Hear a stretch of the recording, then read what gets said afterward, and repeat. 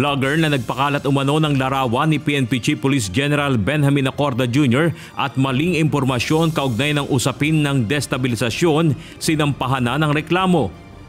Ang sinampa po nating kaso ay dahil sa pagpapakalat po ng hindi totoong information na ang ating Chief PNP ay nag-withdraw na po ng support sa ating presidente at hinihikayat ang ating presidente na mag-resign na po.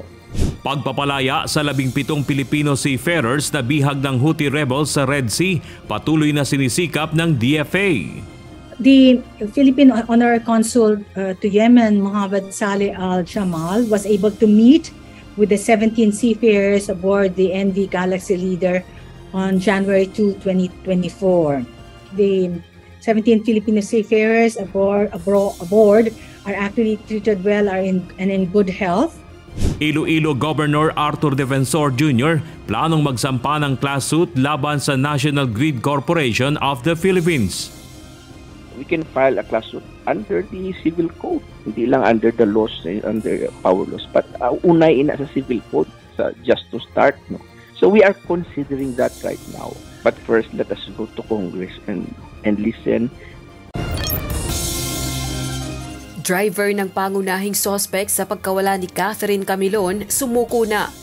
Sinasabit niya yung kanyang sarili para sa investigation. Wala po kami talagang legal holdings po para po siya po ma-arresto po talaga. 177 pulis sa National Capital Region nahaharap sa mga kasong may kinalaman sa iligal na droga ayon kay Pangulong Ferdinand Marcos Jr.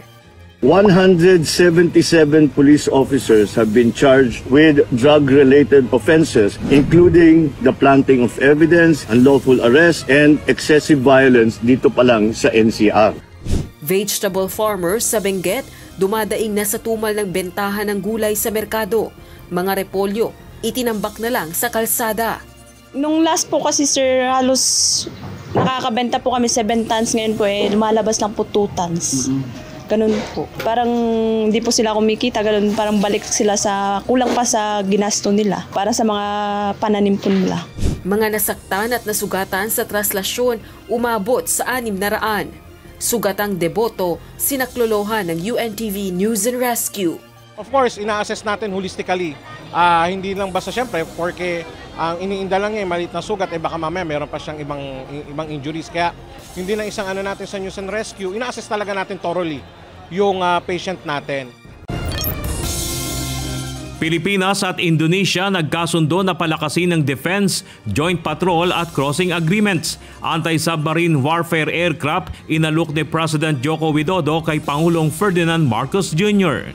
President Widodo and I had a fruitful and honest discussion on regional events of mutual interest, such as the developments in the South China Sea and ASEAN cooperation and initiatives.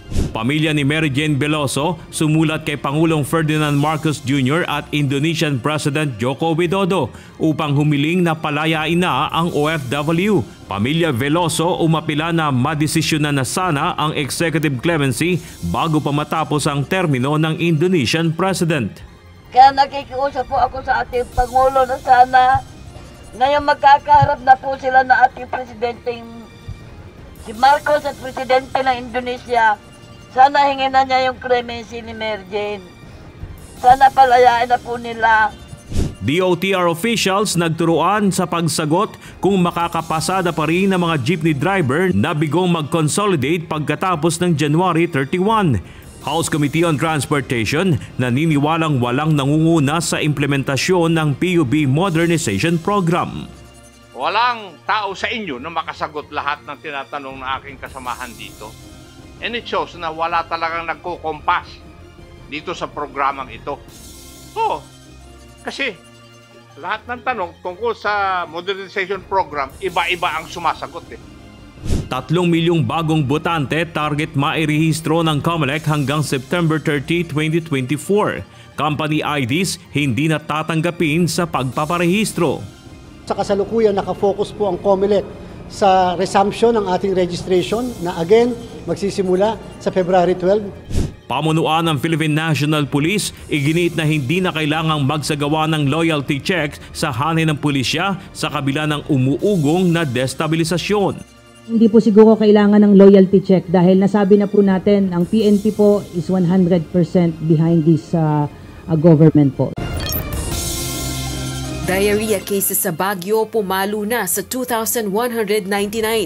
Turismo sa Baguio City nanganganib na maapektuhan dahil sa gastroenteritis outbreak. Siguro dahil pag nalaman nila, pero people should know. Hindi naman pwede nating itago para lang for the sake of just bringing in more people sa Baguio. Sasakyan ng senador, government vehicles at basketball player na huling pumasok sa EDSA busway. On one side po, talagang makikita natin na talagang meron talagang mga kapwa gobyerno natin na nakakapag-violate. But then again, as I said, we will implement it ng patas po sa lahat. SMNI ipinadedetalye sa National Telecommunications Commission ang kanila umanong naging paglabag.